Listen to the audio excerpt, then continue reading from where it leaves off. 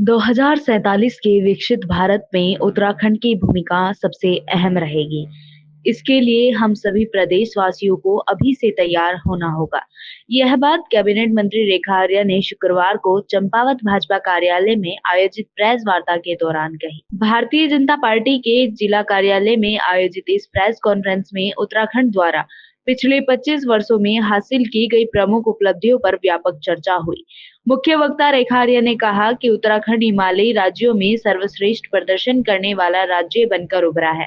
और वह दिन दूर नहीं जब यह राज्य आर्थिक एवं सामाजिक संकेतकों में देश की अग्रणी राज्यों में शुमार होगा। मंत्री ने बताया कि उत्तराखंड देश का पहला राज्य है जिसने समान नागरिक संहिता यूनिफॉर्म सिविल कोड लागू कर अन्य राज्यों के लिए मिसाल कायम की है। उन्होंने कहा कि प्रदेश में युवाओं और महिलाओं को सशक्त बनाने के लिए किए गए प्रयास अनुकरणीय हैं और इनसे राज्य तेजी से विकास की दिशा में आगे बढ़ रहा है। रेखा आर्या ने कहा कि विकसित भारत 2047 के लक्ष्य की प्राप्ति में उत्तराखंड की भूमिका निर्णायक होगी। उन्होंने प्रदेशवासियों से अपील की कि वे अपनी जिम्मेदारियों का ईमानदारी से निर्वहन करते हुए देश को विकसित राष्ट्र बनाने में सक्रिय सहयोग दें। इस अवसर पर भाजपा जिला अध्यक्ष गोविंद सावंत, नगर पालिका अध्यक्ष प्रेमा पांडे, ब्लॉक प्रमुख अंचला बोरा, पूर्व जिला अध्यक्ष हिमेश पांडे, सतीश पांडे, शंकर पांडे, सुभाष बगोली,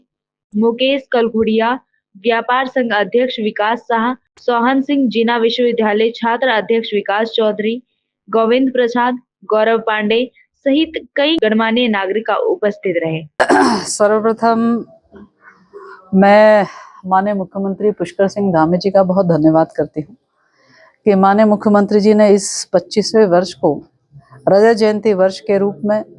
लगातार 31 अक्टूबर से लेके 8 तिथि तक हर जनपद के हर कोने में रजत जयंती उत्सव के रूप में सेलिब्रेशन किया जा रहा है और हर उत्तराखंडी अपने इस 25वें वर्ष में विभिन्न कार्यक्रमों के माध्यम से सरकार के साथ जनमानस का आपस में जुड़ाव हो पा रहा है।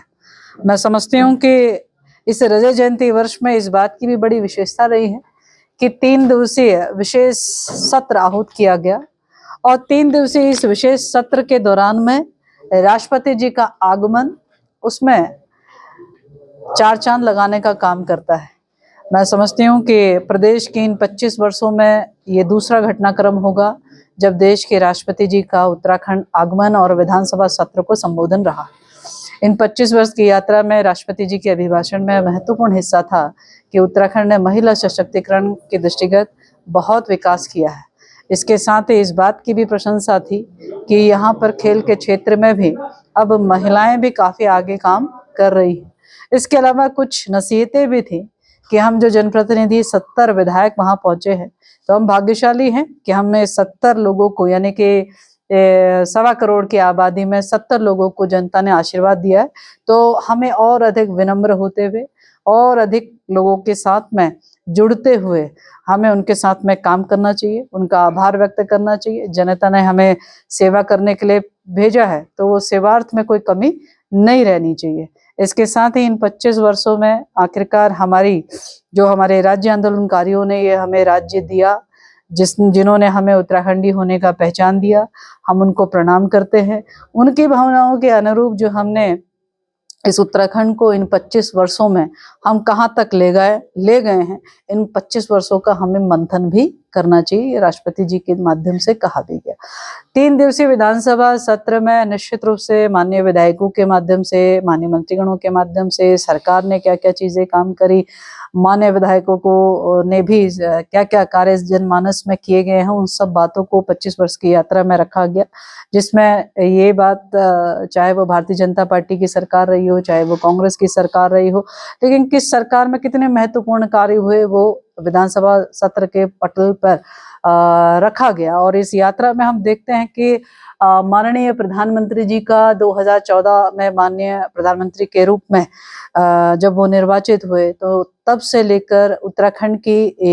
ये 25 वर्ष की यात्रा प्रगति में मैं कह सकती हूँ कि उसमें तेज गति पकड़ी। और वो तेज गति किस प्रकार से पकड़ी, जिसमें हम कह सकते हैं कि विरासत भी और विकास भी दोनों साथ साथ बढ़े। आज हम इस क्षेत्र में आए हैं तो हमने ऑल वेदर रोड जो अकल्पनीय था उसी माध्यम से हम आए हैं। आज हम एयर कनेक्टिविटी से आए हैं तो इन 25 वर्षों की यात्रा में ही वो समाहित है। आज हम गांव भर के सड़कों से पंपिंग पेयजल योजनाओं से आज हम जुड़े हैं, गांव के हमारे कोने कोने जुड़े हैं, तो वो इसी 25 वर्षों के मध्य में जुड़े हैं। आज मुझे ऐसा लगता है कि शायद कोई ऐसा गांव नहीं होगा जहां पे विद्युतीकरण ना हो, तो ये भी हमने देखा है। हम ये देखते हैं कि हमारे चाहे वो चार धाम हो, चाहे वो हमारे आदि कैलाश हो, चाहे वो हमारा कैची धाम हो, चाहे वो हमारा जागेश्वर धाम हो, चाहे हमारा सैन्य धाम हो, ये सारे धाम आज अपने विकास मॉडल की ओर अग्रसर हैं या अपने सौंदर्यीकरण के अपने वैभवपूर्ण रूप में हमको दिखाई पड़ते हैं। तो ये वही ध्येय है जहाँ पे विरासत को भी आगे बढ़ाना है, अपनी संस्कृति को भी आगे बढ़ाना है, और अपनी आज के समय की तकनीक उपयोग करते हुए हमें कैसे चाहे वो रोड मैप को ठीक करना हो, चाहे कनेक्टिविटी को ठीक करना हो, उस और हम लोग काम कर रहे हैं। ये 25 वर्षों में हम सबको देखने को मिला है। मैं महिला सशक्तिकरण विभाग की यदि बात करती हूँ तो महिला सशक्तिकरण विभाग में हमारी आंगनबाड़ी बहनें की जिस प्रकार से सेवा रहते हम सबको विदित है। राज्य बन रहा था, जब राज्य बना था तो एक समय में वह संख्या जो है वो 45 हुआ करती थी, हमारी 45 परियोजनाएं हुआ करती थी। आज वो 105 परियोजनाओं के रूप में है। हमारे उस समय आंगनबाड़ी 4000 कुछ हमारी आंगनबाड़ी कार्यकर्ती हुआ करती थी, आज वो 40,000 के करीब हमारी आंगनबाड़ी कार्यकर्तियां, 20,000 से अधिक हमारे आंगनबाड़ी केंद्र है। आंगनबाड़ी केंद्रों के माध्यम से विभिन्न प्रकार की योजनाएं संचालित है, चाहे वो महिला पोषण का हो, महालक्ष्मी किट हो, बाल पोषण का हो, या प्रधानमंत्री मातृ वंदना योजना का हो। इस प्रकार की चाहे वो काम की ऑथेंटिसिटी बनी रहे, इसको लेकर आंगनबाड़ी केंद्रों का भी डिजिटलीकरण किया गया। सारी योजनाएं अधिकतम ये कोशिश की गई है कि वो मोबाइल डिजिटल होते हुए उसकी मॉनिटरिंग की जा सके, जिसकी मॉनिटरिंग भारत सरकार स्वयं में भी करती है। तो बाल पोषण योजना भी आंगनबाड़ी केंद्रों के माध्यम से संचालित है, जिसकी ट्रैकिंग पूरी तरीके से भारत सरकार और राज्य सरकार के द्वारा की जाती है। और इसके साथ ही हमने इसी 25 वर्ष के कालखंड में शायद ये अकल्पनीय था कि हमारे मिनी आंगनबाड़ी केंद्र कभी उच्चीकृत होंगे, वो भी उच्चीकृत किए गए, और आज वो आंगनबाड़ी केंद्र के रूप में उच्चीकृत प्राप्त करते हमारी आंगनबाड़ी सेवाएं सेवारत हैं। इसी कालखंड में जो है हमने 7,000 से अधिक हमने जो है आंगनबाड़ी कार्यकर्तियों की भर्तियां करी है। इसी कालखंड में हमने आंगनबाड़ी कार्यकर्तियों का सम्मानजनक मानदेय देने का प्रयास किया, जहां वो आज 9,500 के करीब 9,300 के करीब मानदेय प्राप्त कर रही है। मैं समझती हूँ कि आंगनबाड़ी बहनें का कल्याण कोष भी और राज्य सरकार की ओर से उनके हित में बनाया गया है। मैं समझती हूँ कि इन्हीं 25 वर्षों में हमने कोरोना जैसा कालखंड देखा, और इन्हीं 25 वर्षों में एक योजना बनी, वात्सल्य योजना, जहां हमने अपने अनाथ हुए बच्चे जो कि कोविड में जिनके अभिभावक नहीं रहे, या जो कोविड में जिनके अभिभावकों में से एक अभिभावक नहीं रहा, हमने उनको वात्सल्य योजना से जोड़ा, जहां पर उन्हें 3,000 रुपये प्रतिमाह हर बच्चे को खर्चा मिलता है, ताकि वो अपने शिक्षा दीक्षा या अपनी जरूरतों को पूरा कर सके, और 21 वर्ष तक उसकी देख रेख होती है। वात्सल्य योजना अपने आप में 5% का आरक्षण भी इन अनाथ बच्चों को देती है, जो देश के मैं कह सकती हूँ गिने चुने राज्यों में हमारा भी राज्य शामिल है। वात्सल्य योजना पूरे देश भर के लिए नजीर बनी। मैं अपने उत्तराखंड राज्य में इन 25 वर्षों में एक निर्णय और अहम होते हुए देखती हूँ, जो धामी जी उसके लिए बधाई के पात्र है, जहाँ 30% का आरक्षण महिलाओं को दिया गया है, और महिलाएं क्षेत्रीय आरक्षण प्राप्त करते हुए अपने स्वाभिमान और अपनी आत्मनिर्भरता के लिए अग्रसर हुई हैं। इसके साथ ही समान नागरिक संहिता, जो देश की पहला ऐसा कानून है जहां पर नागरिकों को जनरली कहें तो महिलाओं के लिए जो है किसी प्रकार का समाज में हो रहे भेदभाव को खत्म करने वाला कानून है, जहां पर एक आयु बालिका की विवाह करने का निर्धारण हुआ, जहां पर पैतृक संपत्ति में एक बालिका का हक निर्धारित किया गया, जहां पर बहुविवाह प्रथा को खत्म करने का निर्णय किया गया। तो ये ऐसे महत्वपूर्ण निर्णय, ऐतिहासिक निर्णय, देश का पहला राज्य उत्तराखंड बना जहां समान नागरिक संहिता में महिलाओं को समान अधिकार दिया गया है। मैं कहूंगी कि समाज सुधार के दृष्टिगत महिला को महिला होने का अधिकार या मानव होने का अधिकार जो है वो सुनिश्चित किया गया। इसके अतिरिक्त मैं समझती हूँ कि हमारे जो युवा हैं उनके लिए भी माननीय मुख्यमंत्री ने जिस प्रकार से इन 25 वर्षों में काम किए गए हैं, इन 25 वर्षों में विशेषतः मैं इन कालखंड को जोड़ती हूँ तो नकल विरोधी कानून लाने वाला देश का पहला राज्य हमारा उत्तराखंड बना, जहाँ पर हमारे युवाओं के लिए पारदर्शी व्यवस्था की गई ताकि हमारे युवा साथी जो है पूरी ईमानदारी के साथ में, पूरी तत्परता के साथ में, पूरी उनकी अपनी मेहनत के अनुरूप जो उनको परिणाम मिलना चाहिए वो सुनिश्चित हो सके, जो कि पूरे देश भर के लिए नज़ीर बनने का काम हो। और मैं समझती हूँ कि युवाओं के लिए लगातार हमारी सरकार की ओर से, चाहे वो जहाँ ये कहा गया कि भाई हमें नशा मुक्त उत्तराखंड बनाना है, तो नशा मुक्त उत्तराखंड बनाना है तो स्वाभाविक रूप से युवाओं की ऊर्जा को एक दिशा देनी पड़ेगी। वो दिशा खेल की दिशा भी है, तो खेल की दिशा में भी युवाओं को मोटिवेट किया गया, जिसका मैं कह सकती हूँ कि इन 25 वर्षों में पहला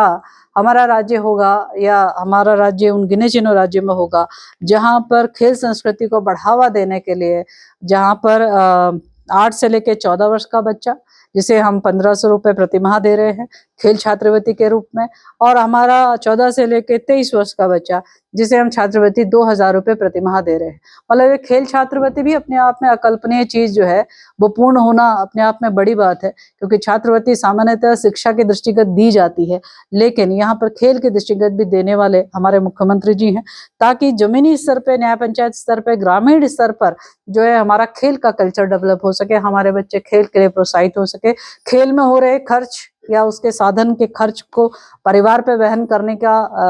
उन्हें परिवार को वहन न करना पड़े, उसकी व्यवस्था का एक विकल्प के रूप में व्यवस्था दी गई है। और मैं कह सकती हूँ कि इस खेल कल्चर को बढ़ाते बढ़ाते आज राज्यों में विभिन्न जिलों में स्टेडियम्स का, मिनी स्टेडियम्स का, खेल मैदान का लगातार जो है वो निर्माण चल रहा है। हमारे बच्चे यदि जब कभी भी कॉम्पिटिशन्स में आते हैं तो जब उनसे परिचय होता है तो मैं स्वयं में भी पूछती हूँ कि भाई आपने अपनी तैयारी कहाँ करी, तो वो यही कहते हैं हमने अपनी तैयारी कहीं लोहाघाट स्टेडियम में करी, हमने अपनी तैयारी कहीं बहुगुणा स्टेडियम में करी, हमने अपनी तैयारी कहीं लेलू स्टेडियम में करी, इत्यादि इत्यादि। सामान्यतः कोई ना कोई किसी ना किसी स्टेडियम से, चाहे वो पौड़ी का स्टेडियम हो, चाहे वो महाराणा प्रताप का स्टेडियम हो, चाहे वो परेड ग्राउंड का स्टेडियम हो, पवेलियन हो, लगभग मुख्यालयों में स्टेडियम या विधानसभाओं में स्टेडियम बने हुए, वहां पर वो अपना प्रैक्टिस करते हुए आज वो जिले स्तरीय कॉम्पिटिशन के लिए तैयार हो रहे हैं, राज्य स्तरीय कॉम्पिटिशन के लिए तैयार हो रहे हैं, और उसके बाद वह नेशनल और इंटरनेशनल के लिए तैयार हो रहे हैं। ये भी अपने आप में इन 25 वर्षों में हमको देखने को मिला है। इन्हीं 25 वर्षों में मुझे इस बात की भी खुशी है कि हमारे राज्य एक छोटा सा राज्य है जिसने अपनी क्षमताओं का अद्भुत परिचय दिया, अद्भुत परिचय 38 नेशनल गेम करा के दिया है, जहां पर ये प्रश्न बनता था कि क्या ये राज्य करा पाएगा, इसके पास तो इतना कम साधन और तब संसाधन है, लेकिन गर्व के साथ कहते हैं कि जितने गेम्स हुए 34 के 34 गेम्स हमने अपने राज्य में कराए, संसाधनों का निर्माण कराया, और संसाधनों का निर्माण कराने के साथ में खिलाड़ियों को लगातार बेहतरीन कैंप दिए। उसका फायदा ये हुआ कि आयोजन भी बेहतर हुआ और उससे बेहतर प्रदर्शन रहा, जिसको लेकर पूरा उत्तराखंडी, मैं समझती हूँ हम सब लोग गौरवान्वित थे। हमने अपने ही जिले में देखा होगा लोहाघाट में, जहाँ पिथौरागढ़ में, जहाँ पर हमने जो है बॉक्सिंग का नेशनल कंपटीशन हमने देखा, हमने यहीं रिवर राफ्टिंग का भी कंपटीशन देखा। तो ये सारी चीजें जो नेशनल गेम के निमित्त एक राज्य में जहाँ पे पहाड़ के कोने कोने तक में भी पहुंचाने का काम जो है हमारे इन्हीं 25 वर्षों में करने का काम हुआ। आज युवाओं के लिए जहाँ पर खेल को प्रोत्साहित करने के लिए बहुत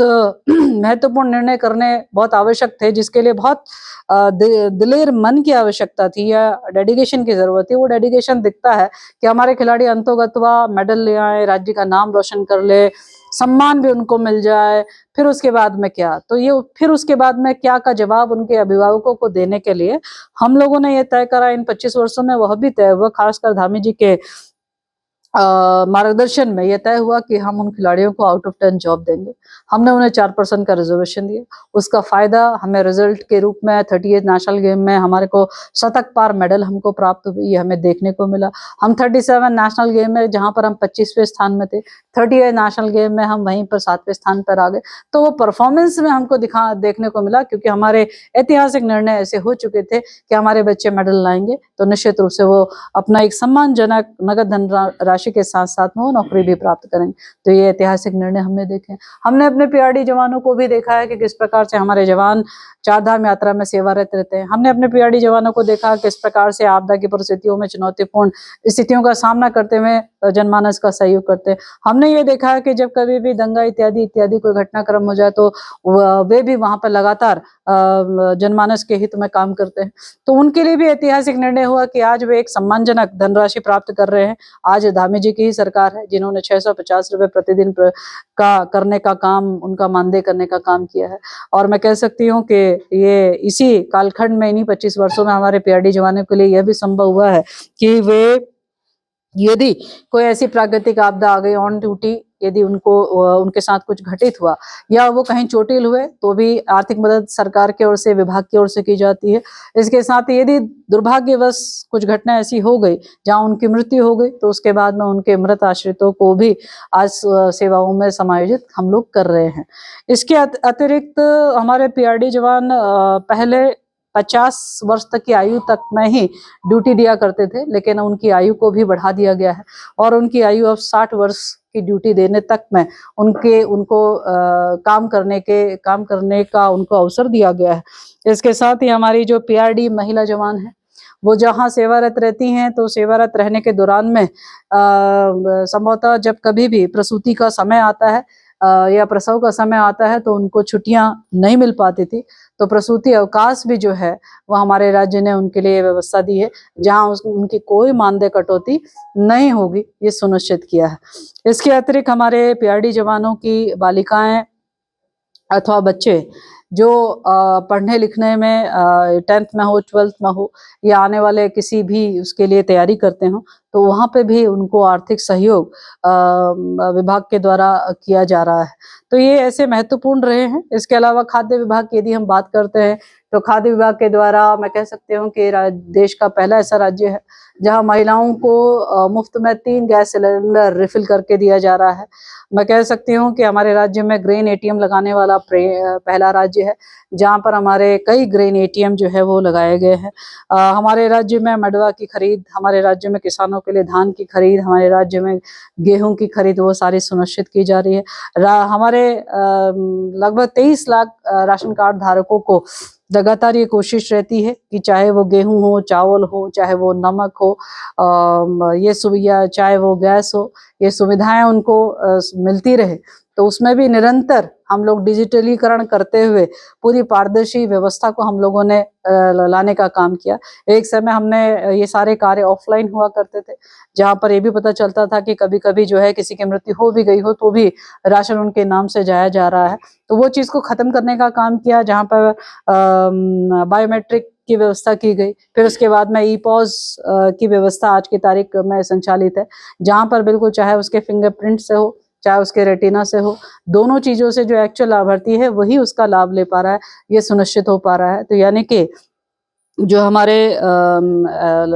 सही पात्र है उन पात्रों को राशन मिल सके, उन पात्रों को जो आवश्यकता है वो प्राप्त हो सके, वो डिजिटलीकरण की पारदर्शी व्यवस्था से इन 25 वर्षों में हो पा रहा है। तो मैं बहुत ज़्यादा ना कहते हुए मैं मुख्य रूप से 2047 के दृष्टिगत कह लूँ या आने वाले समय के जो हमारी गोल्डन जुबली उत्तराखंड की होगी उस समय के लिए कह लूँ, तो सपना तो यही है कि हम सब मिलकर जो है जेंडर बजटिंग पे यानी कि काम होना चाहिए। हम ये चाहते हैं कि भाई लैंगिक असमानता किसी रूप में व्याप्त हो, वह नहीं होना चाहिए। उस दिशा में हम सब मिलकर काम करेंगे ताकि जो है महिलाएं अपना बराबरी का जो उनका हक है, जो कि प्रकृति ने भी दिया है, संविधान ने भी दिया है, उसे हम सुनिश्चित कर पाए। और मैं यही चाहूंगी कि भाई चाहे वो हमारे तीनों चारों विभागों की हम बात कर रहे हैं या हम अन्य विभागों की भी बात करें, कुल मिला के हमारा ध्येय लक्ष्य यही है कि 2047 जहां हमारा देश विकसित राष्ट्र के रूप में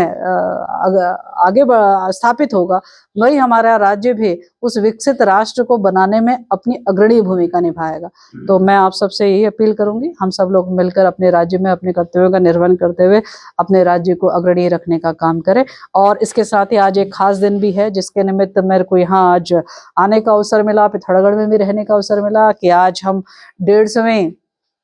वंदे मातरम राष्ट्रगीत का जो है आज हम लोगों ने संपूर्ण रूप में जो है वो वाचन किया है, सुना भी है, वाचन भी किया है। और ये अपने 150वें वर्ष को पूर्ण, जिसने हमें आज़ादी दिलाई, जिस भाव ने हमारे को एक भारत श्रेष्ठ भारत बनने में, जिस गायन ने हमको मदद की, तो आज 150वें वर्ष में हम लोग आए हैं। और आज पूरा राष्ट्र भी जो है वंदे मातरम के संपूर्ण स्वरूप को जो है वो